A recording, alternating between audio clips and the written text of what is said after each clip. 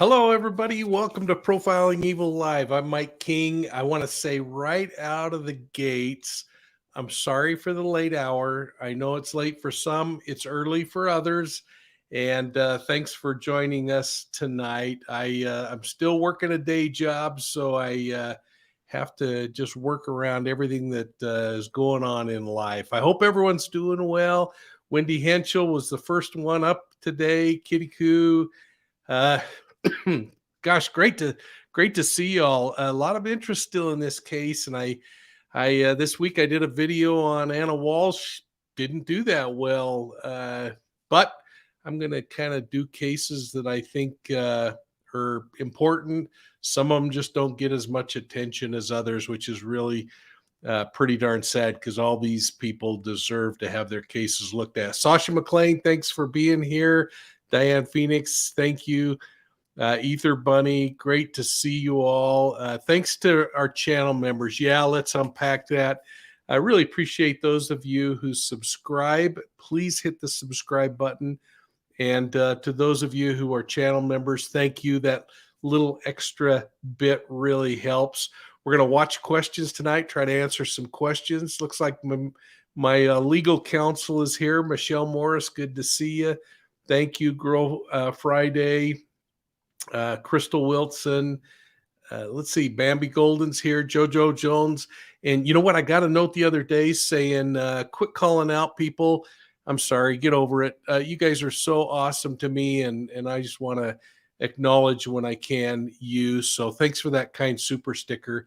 And yeah, feel free to make some financial donations tonight if you want, folks. This one's going to be a little bit interesting because Louisiana Girl, thanks for jumping on and subscribing again. This is going to be a little interesting because I'm going to lead off with two stories that just got my goat this week. And I don't know, I couldn't quit thinking about them. I got to just say up front, I'm not trying to be political, but I'm going to go after the president a little on my first one about a statement he made. Nothing about policy or anything else. But I'm going to jump into that. And then we're going to get over to this case. So, heck, let's jump in and we'll stop and I'll let you yell at me for a minute for going after the president. Well, hello, everybody, and welcome to this special edition of Profiling Evil Live. Tonight, I want to talk about the return on the search warrant on Bryan Kohberger's apartment. But I also want to talk about a couple of cases that have been driving me crazy this week.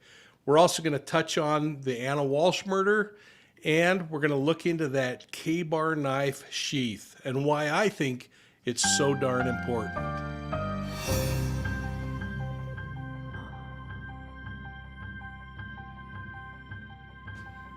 Well, hey, everybody, welcome to Profiling Evil in this live session. Tonight, we're going to talk about the Idaho murders and that crazy murder case of Anna Walsh up in Massachusetts. But first, I want to talk about a couple of cases that have been driving me batty this week. Now, I hope you'll take a moment, hit that like and subscribe button, and ring the bell so that you're getting all of our videos. I really do appreciate your support of Profiling Evil, and I hope you're sharing us with all your friends. Now, before I jump into this first law enforcement situation, I want to tell you something that's driving me absolutely batty, and I want to make it clear up front. This has nothing to do with politics, but it has everything to do with what I believe personally was a really stupid statement by the President of the United States. And it has to do with police officers and deadly force. Now, the President said he thinks that police officers should learn how to shoot armed and violent felons in the legs or arms instead of deadly locations. Well, at a breakfast just a few days ago on Martin Luther King Day, President Biden pitched the idea that, quote, we have to retrain cops. Why should you always shoot with deadly force? The fact is, if you need to use your weapon, you don't have to do that. Not only did this not make sense, but it's absolutely foolish, and it was completely inappropriate, in my opinion, of the president. The whole reason the country has put so much emphasis on lethal means and less lethal means is that sometimes deadly force is justified. It also means that you don't take a taser to a gun battle. If we're seeing police officers get hurt because they're trying to get to a less lethal means rather than protecting themselves. And frankly, they deserve to go home as much as you or me. Now listen, I want you just to watch this video of what President Biden had to say. And just, again, I don't want this to be political. I just think it's a stupid statement. Let's watch. Policies to emphasize de-escalation. We have to retrain cops as to why should you always shoot with deadly force. The fact is, if you need to use your weapon, you don't have to do that. And look, to call a fresh approach to recruit and how we recruit, how we hire, how we train, how we promote, and how we retain law enforcement. Well, there you go. In my opinion, it's a dumb statement from someone who's never been on the street, never had to face a suspect with a weapon, never had to take somebody down that wants to kill you. Now, I'm always going to support the president. I believe in the office of president. I don't care about politics. But listen, folks, as long as people are law-abiding and presidents are law-abiding and inclusive and acknowledge the realities of police officers' challenges, that they're put in positions where at times they need to rely on their training, and sometimes that includes lethal force, then they have my support. Again, it's not political. I think the president let this become political, though, when he made another goofy statement, in my opinion, about right-wing people, in his opinion, and their use of weapons.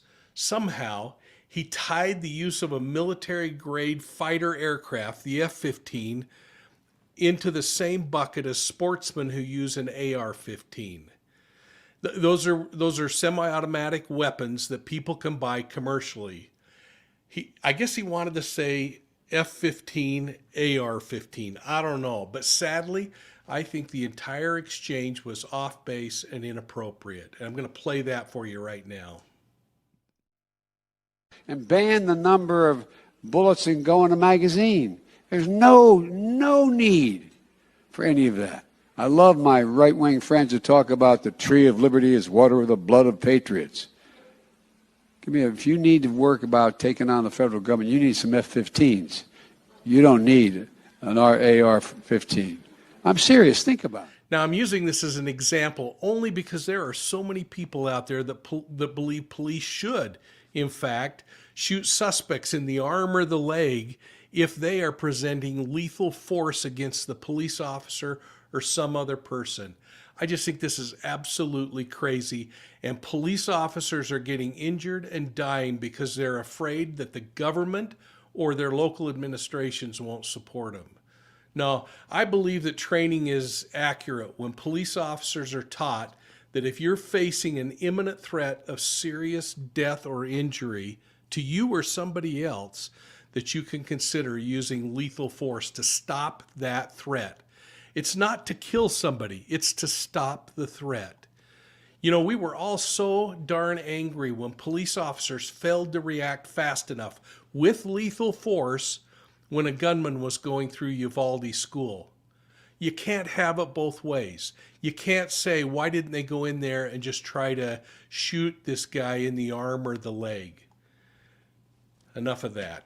Now, on another thing that's really got me bugged right now. In my own state of Utah, additional information's coming out about that father of 5. I'm gonna just stop there for a minute. Thanks, because you know there are some comments in here that are really good about de-escalation and other things, and I don't think law enforcement, at least any commander that I speak to around the world, disagrees that when you can de-escalate, you should. The thing that I'm concerned about is I'm talking to police officers in the trenches that are saying, "Hey, I'm afraid to use lethal force because I won't get backed up by my administration or the government or the community," and I'm really offended by that because I'll tell you what, I've shot my weapon in the line of duty. I've been shot at in the line of duty, and frankly, a very dear friend of mine who was a Salt Lake City police officer ended up shooting someone that came at him with a knife. and it was a justified shoot because someone can close that gap so rapidly. And let's talk about Moscow murders for a minute. Tell me a knife isn't a lethal weapon. Anyway, I'm kind of losing it here, and I just love cops, and I'm having a hard time with that one. So I'm going to move on before my blood pressure goes up and talk about this dad in Utah for just a second that killed his family. We're going to learn more. A lot of people are attacking the religion. You know what? This is something I found when I was doing ritual crime for the state. Everybody thought that everything that was happening in Utah had to do with the Latter-day Saint faith. Then I talked to my cohorts that were doing ritual crime in Chicago, and everybody there that was doing ritual crime was Catholic. And in the South, when I talked to my friends down there, it was someone that was Baptist or whatever. It's sometimes it's predomination that in that people are going to use these kind of wacky belief systems that they develop where they think that they have additional light and knowledge, but they're going to reflect on what they learned as children or what they learned through their lives. And that doesn't mean that that religion is messed up. It means that individual's messed up. And I'm so mad at this dad for killing this beautiful little family. But let's talk about that for a minute. I'm kind of exercised tonight. I don't think I've ever been this exercised on here, but I was so frustrated with the president. I just couldn't stand it. So please forgive me. I'm going to take I've run out of Diet Dr. Pepper. Maybe that's the problem. Who murdered his children. Then he murdered his wife. And then he took the coward's way out and took his own life. I mean, what cowardice. Well, now the media is exposing that the father had been involved in a domestic violence charge in the home involving their 14-year-old daughter. It occurred 2 years earlier in 2020 when he was accused of choking and shaking the then 14-year-old girl and then grabbing her by the shoulders and banging her head against a wooden portion of their couch. Now, 2 years later, police would respond to the home in efforts of conducting a welfare check just to see why the wife wasn't showing up to a meeting she was going to, only to find the entire family deceased. Hiding domestic violence doesn't help. Domestic violence doesn't get better on its own. Hiding domestic violence from other people doesn't stop it. And just because there might be embarrassment, or you might love the perpetrator, or you might fear the perpetrator, you gotta get help because it's not going to get better on its own. And since we're speaking about domestic violence, I hope you caught my video this week on the murder of Anna Walsh and her husband facing criminal charges in court. Bryan Walsh is his name. If you didn't catch it, go back and watch that video.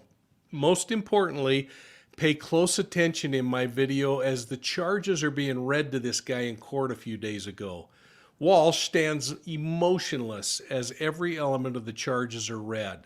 Now, I want to pause just for a moment and see what kind of questions you might have as a result of all this stuff that's been unfolding in the Walsh case. And again, I hope you'll go back and watch my video. Now, let's pause.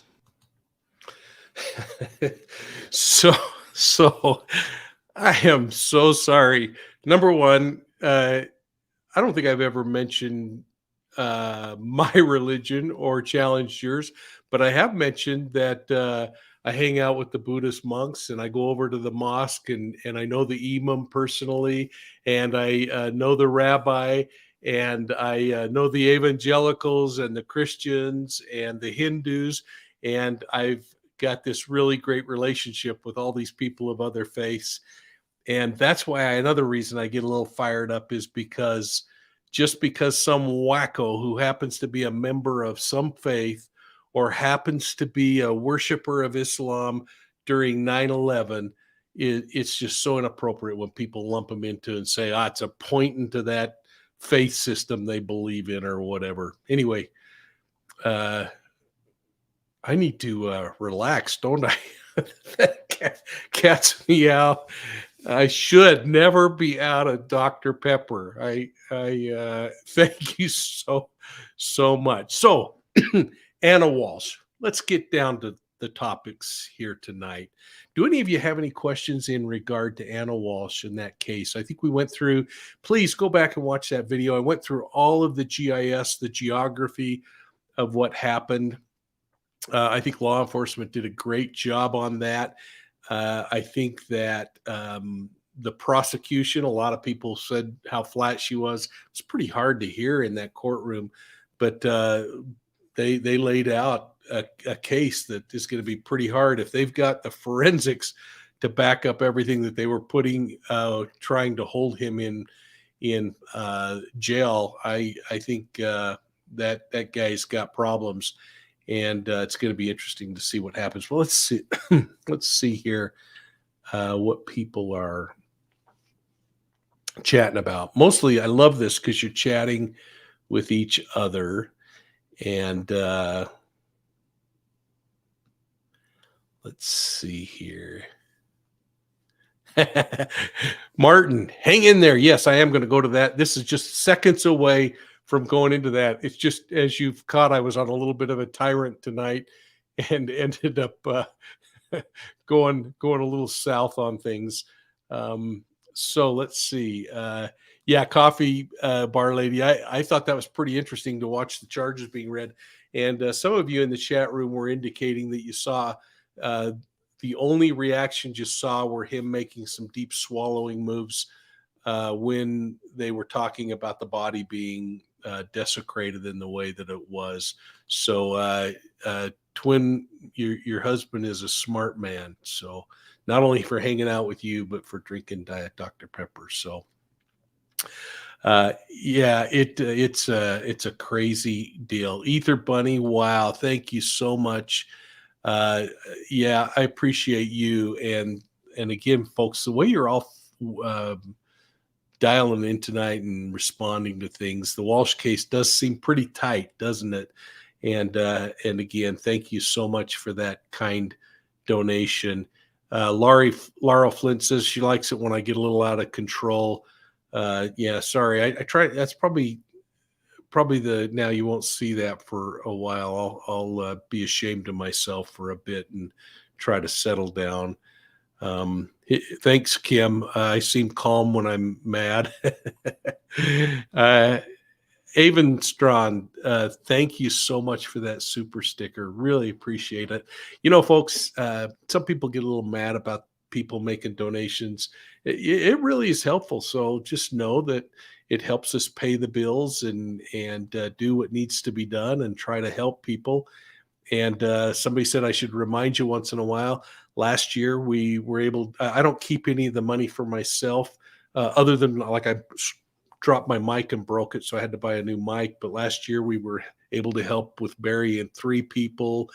We gave a huge donation to the university to help train law enforcement. And we've made a number of donations to my pet project, the Children's Justice Center, that's going to be breaking ground.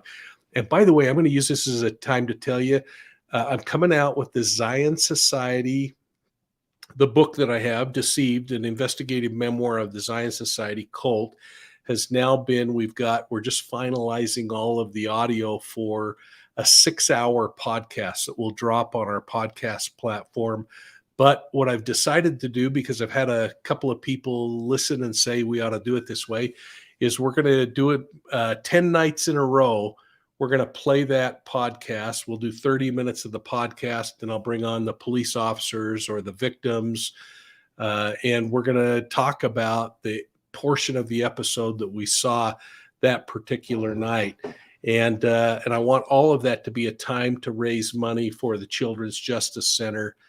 And hopefully we'll give a batch of money to the Children's Justice Center, breaking ground on a new building that we've been helping on. And I'm just really thrilled to be a part of that. So welcome, a dog named Boo. Appreciate that. And it looks like we got somebody from the EU who just popped in and made a donation. Lindsay O'Reilly, thanks. Well, maybe that is, what is that? But thank you so much.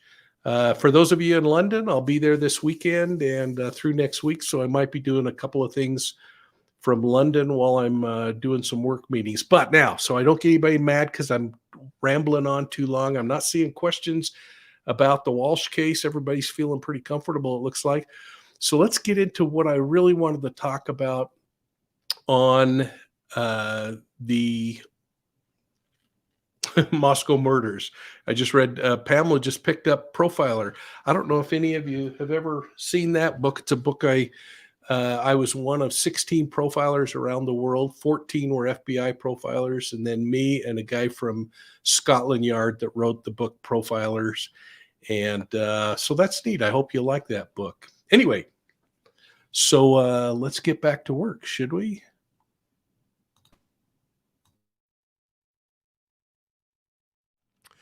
Okay, let's talk about the Idaho case involving the murders of Ethan Chapin, Madison Mogen, Xana Kernodle, and Kaylee Goncalves. This week, prosecutors released information from the search warrant return. And just saying the word search warrant return makes me wonder if you all understand what the process is in serving and completing a search warrant. So let's briefly chat about that. Here's the deal. When a police officer serves a search warrant, most criminal codes require that the officer provide a readable copy to the person or the property where the search warrant is being served.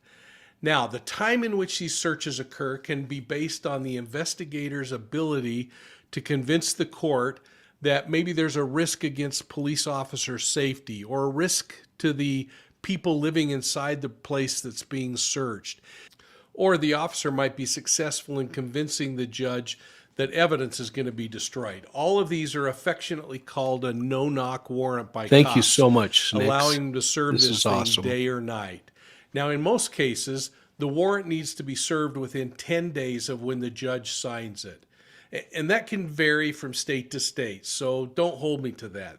The investigator can use as many police officers and support staff as they believe are needed to successfully conduct the search. As the officer sees property pursuant to the search warrant, it's incumbent upon them to then start keeping a log, an inventory of everything they seize from either the property or the people on the property. Now, once the investigators clear the scene, that could be, by the way, pieces of property or forensics or any other piece of evidence that the court says they can take. Now, once the officers clear the scene, they have to do what's called a return of the search warrant, which basically means they go back to the judge and they say, here's everything that we got. Here's an inventoried list of everything that we seized, and here's your warrant, and thanks so much, Judge. Now, normally, the court will seal that record for about 20 days. And again, it could be different from state to state.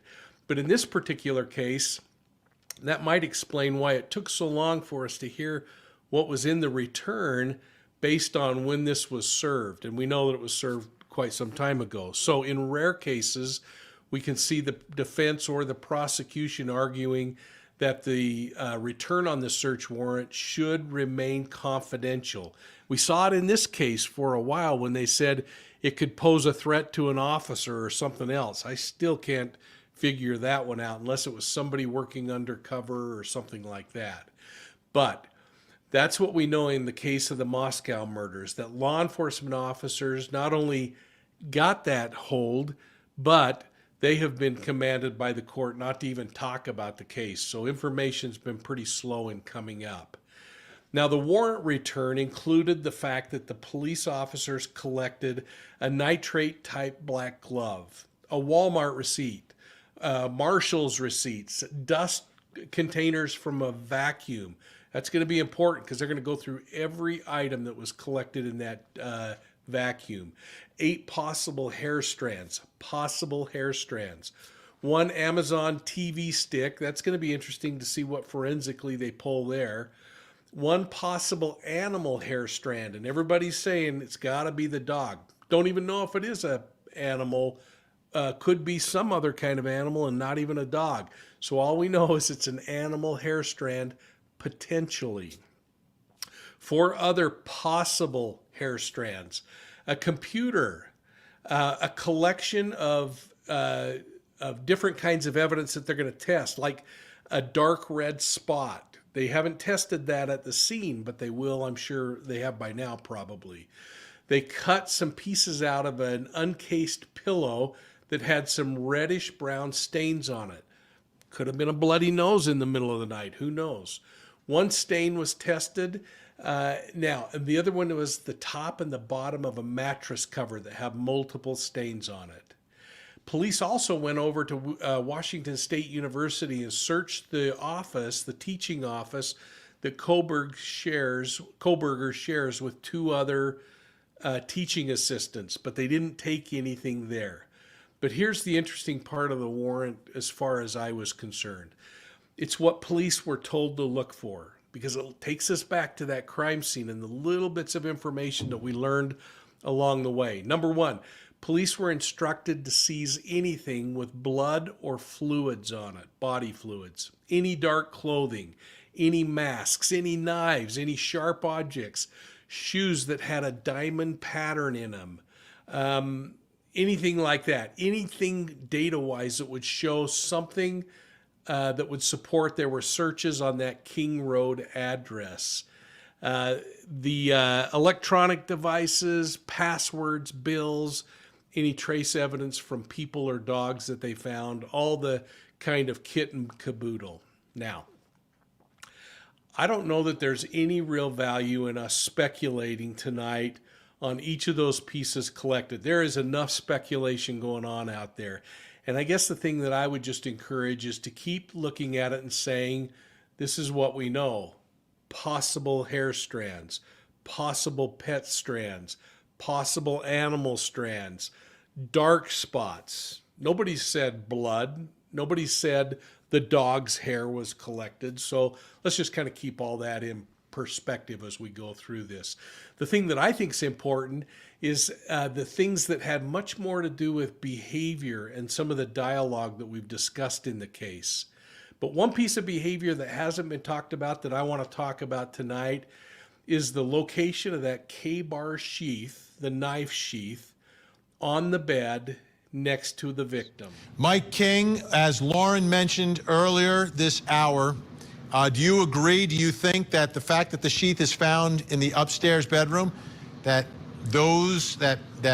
Kaylee and Maddie were the first two victims and perhaps the real target here?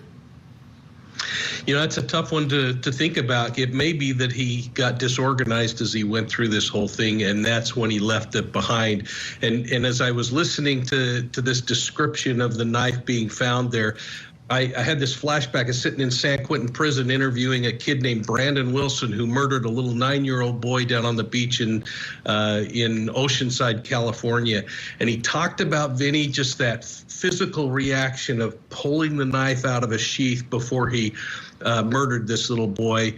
And he was so excited as he was doing that. And I've never forgotten that and the emotion that these offenders are going through as they're going through these crimes. So I think it's a mixed bag. It could have been that it was victim number one and the target. I think more importantly, though, it might have been a sign that he was starting to lose control as he went through this process. And that's, again, why I think he probably walked by this young woman as he left the house. He was so focused and had such tunnel vision. You know, now, the arrest affidavit talked about the sheath as the investigator was inspecting the home and was specifically on the 3rd floor looking at Madison Mogen's body. I want to stop there because there's been a number of questions come in that I think might be kind of interesting to talk about. One is, why would they take that vacuum? And I think I've seen some of you kind of come up with the same kinds of thought processes that I have. You always want to have a vacuum and what's collected in a vacuum, because even if you clean out the tank, there's still residue inside of the hose. And so when they say they only took the vacuum tank, I wonder if they took the entire vacuum or if they actually did pull the tank off and just get that. But in there, you don't know when they go through this process of cleaning. We know that he cleaned the car. We know he was wearing gloves because there were witnesses to that. And frankly, it would make sense that would be one of the pieces of evidence they'd want to get, because that might be where hair was vacuumed up, or a number of things that were collected, skin and other DNA that could be relevant to this case. So that would be my thought in that regard. Let's see here.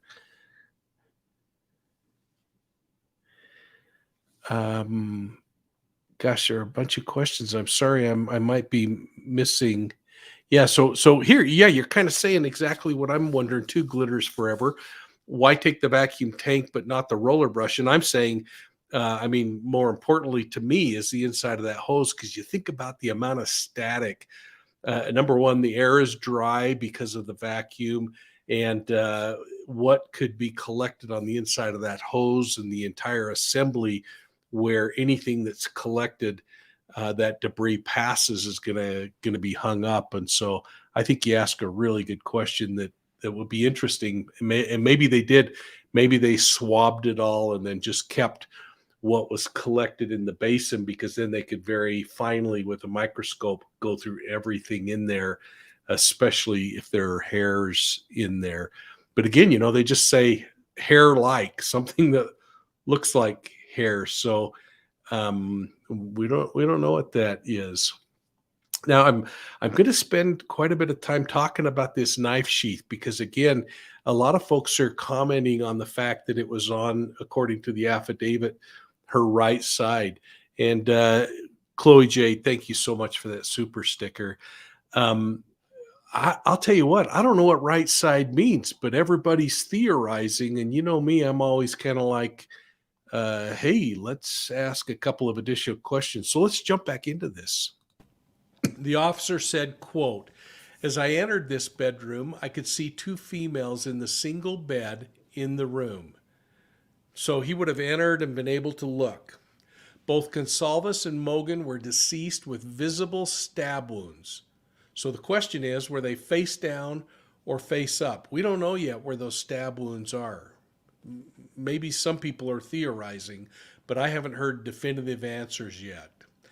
The investigator continued, "I also noticed what appeared to be a tan leather knife sheath laying on the bed next to Mogen's right side when viewed from the door." So again, he's looking up at the bed, probably with the feet at the bed, if thinking that people would be laying on the bed the normal way. The sheath was later processed, he said, and had a K-bar U.S. Marine Corps Eagle Globe on it and the anchor insignia. Now that's the piece, the item where they got this little DNA collected off of that was eventually tied to Kohberger. Now here's what's interesting to me. We can theorize that Kohberger is right-handed, evidenced by the court reporter's sketch when Kohberger was signing that court document in Massachusetts before he was extradited. Now I'm putting that picture on the screen here to the left of me, to your right as you're looking at it. And thanks to that artist for collecting this, because it's really, in my opinion, an important piece of evidence. Now, before I get too far into that discussion about the location of the knife, I do find it really interesting that it's possible that Kohberger could be ambidextrous, that he can use his right or left hand without any kind of problem. Clearly, in the image by the court artist, it appears that he's right-handed when he writes. Now, I found it interesting as I reviewed those body cam footage from when he was pulled over in Indiana with his father, that when the officer handed him his license back, instead of just reaching out the window and grabbing the license from the right across his father with his right hand, he reached with his left hand to get that license. I found that really interesting because I don't know now which is his strong hand. And I really still believe it's right based on what I'm learning. But it's very possible this guy could be ambidextrous. Now, I think this will come out in court if anyone puts a real pencil to the idea that these were right-handed wounds. Now, to back up this idea that he's right-handed, though, I also found this other photograph when he was a little younger at what appears to be a family gathering.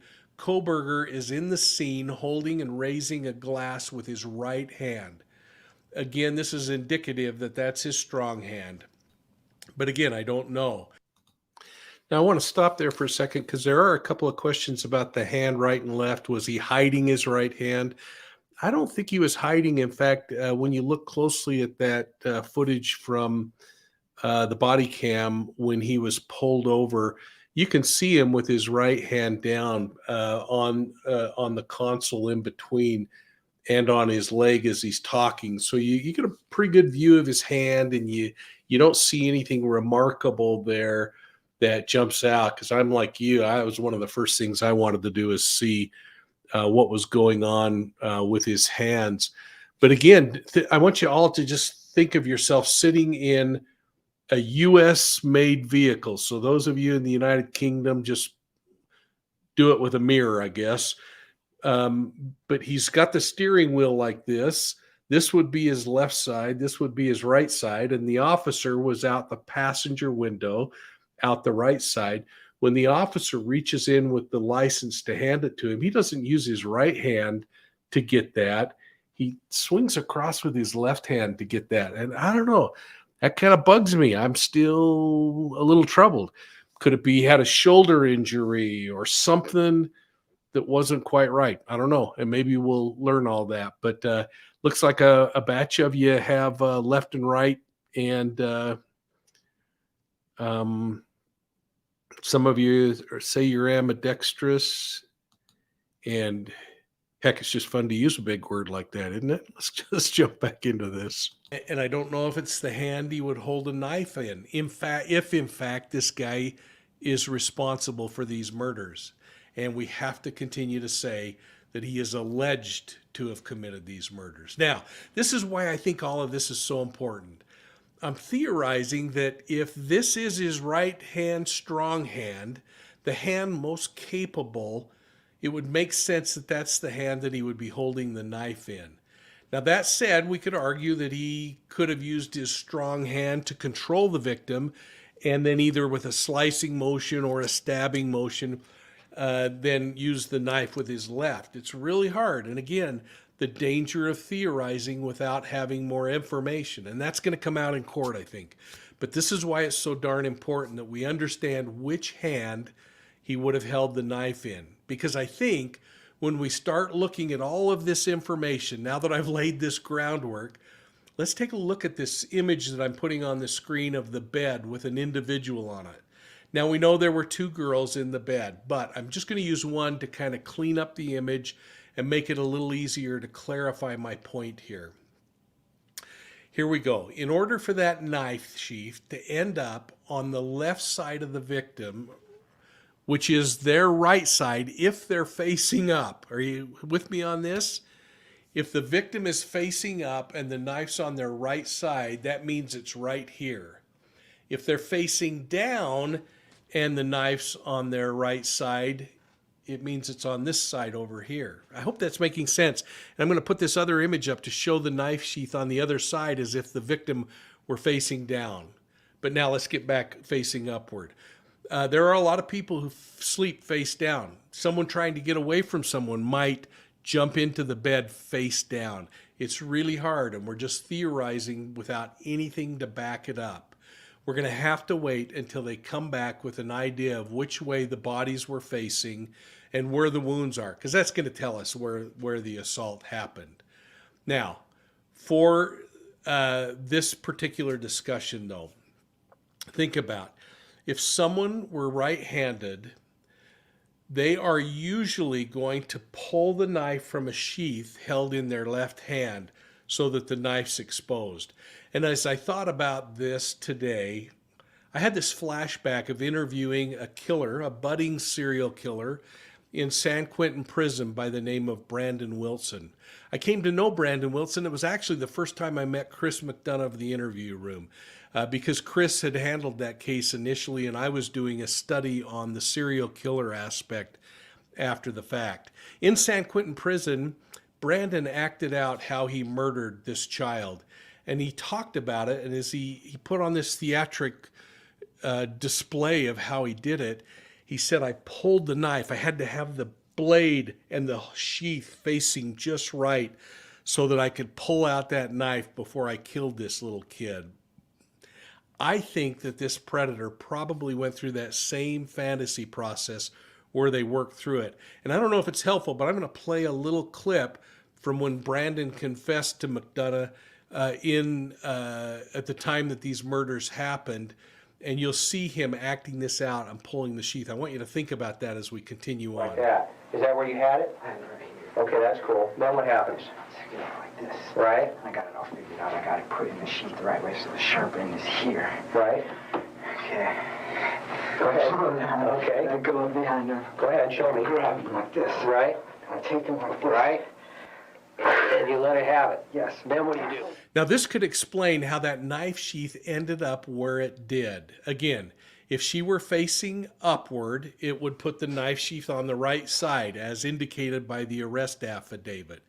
Now, if she were facing down and the officer said the knife was recovered from her right side, then that means it could be on the opposite side of the bed.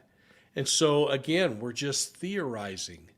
And then we got to think about, was the offender straddling the victims when he was stabbing? And if so, was he straddling looking into their faces, which would put the knife sheath on the side that we're showing here? Or was he around near the head and stabbing, and that would put the sheath on the other side? And finally, just to complicate things, is the officer verbalizing accurately what they saw? When he said, I saw it on her right side, is he thinking, as she was laying there, I saw it on the right side of her bed or on her physical right side, which I think is what he's saying in this particular thing. So again, this is why it's so important that we don't develop theories until we start seeing what the evidence is showing and what the crime scene images are going to show. Well, folks, this was a little bit of a laborious trip tonight. I hope it helps you better understand the complexities of these kinds of investigations and why it's so dang important that we don't jump to conclusions. So here's your chance. What are your thoughts on this one? Are you prepared to say whether the victims were on their back or facing down when they were murdered? What's the suspect doing? Is he straddling them, facing their upper torso? Or is he by their head facing down toward their feet when he commits the murders? So I want to stop right there for just a minute, because I may have done nothing more than muddy the water, but this is why it is so stinking important that investigators and those of us now in the true crime community don't jump to a decision when we don't know everything. We got to continue to remain open to have the facts deliver what we really believe happened. You remember I've said it how many times, and this is quoting Sherlock Holmes, it is a capital mistake to theorize before one has all the facts, because insensibly they will spend all of their time twisting facts to meet their theories rather than taking the facts as they unfold and developing theories. We have to be so cautious when we do this, because just the direction they're facing could change everything. And that's why you can't go by a single piece of evidence, like a statement in an arrest affidavit, to tell you what happened. You need additional pieces of corroborating evidence. So I hope that's all been helpful. And folks, let's be respectful, because there are family members and people that sometimes these things are really triggering for. So be respectful and be kind to each other when you're answering things. I'm really interested in what you have to say below, though, and I'm going to be watching for your comments below as you respond to this one. Now, I hope that you found all of this useful, and I hope you'll hit that like and subscribe button and ring the bell so you're getting all of our videos when we release them. Well, thanks for all your support of Profiling Evil, and I hope you're checking us out at profilingevil.com. And look for us on Facebook, Instagram, Twitter, and YouTube. And make sure you're subscribing. Don't forget to think about, and I wish you'd just join the Profiling Evil Academy channel membership. It's only $4.99 a month. We just dropped 16 new videos that you can binge watch and take advantage of. And folks, if you can't afford it, don't sweat it. In May, we're going to put those out on the normal, open to the public portion of YouTube. But I really would appreciate your support financially. So thanks a lot.